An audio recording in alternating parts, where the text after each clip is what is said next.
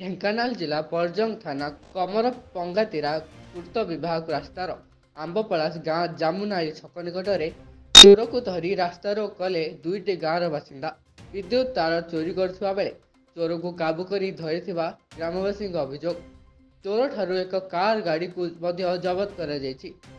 ବିଦ୍ୟୁତ ତାର ଚୋରି ଯୋଗୁଁ ଜାମୁନାଳି ଏବଂ ବରକଟା ଗାଁକୁ ବିଦ୍ୟୁତ ସଂଯୋଗ ବିଚ୍ଛିନ୍ନ ହୋଇଛି।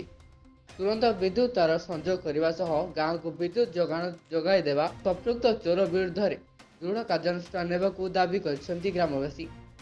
ତେବେ ବିଳମ୍ବିତ ରାତିରେ କିଛି ଚୋର ଚୋରି କରିବାକୁ ଆସିଥିବା ବେଳେ ମାଡ଼ି ବସିଥିଲେ ଗ୍ରାମବାସୀ। ସେମାନଙ୍କ ମଧ୍ୟରୁ ଗୋଟିଏ ଚୋର ଗ୍ରାମବାସୀଙ୍କ କାବୁରେ ଆସିଥିବା ବେଳେ ଅନ୍ୟ ଜଣେ ଫେରାର ହୋଇଯାଇଛି। ତେବେ ଭୋର ସମୟରୁ ବରକଟା ଓ ଜାମୁନାଳି ଲୋକମାନେ ବିଦ୍ୟୁତ ତାର ଚୋରିକୁ ନେଇ ରାସ୍ତାରୋକ କରିଛନ୍ତି। ଫଳରେ ରାସ୍ତାରେ ଯାତାୟାତ ସମ୍ପୂର୍ଣ୍ଣ ଠପ୍ ହୋଇଯାଇଛି।